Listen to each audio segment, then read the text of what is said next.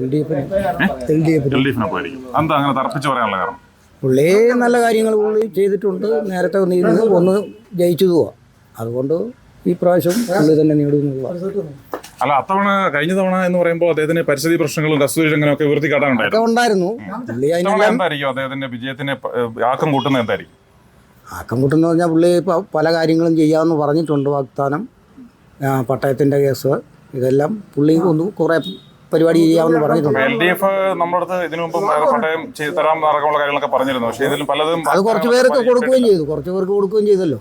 മണിസഖാവ് ഇരുന്നപ്പം കൊടുക്കുകയും ചെയ്തു. അതൊക്കെ മതി. അപ്പോൾ ഈ പ്രാവശ്യം LDF ജയിക്കും.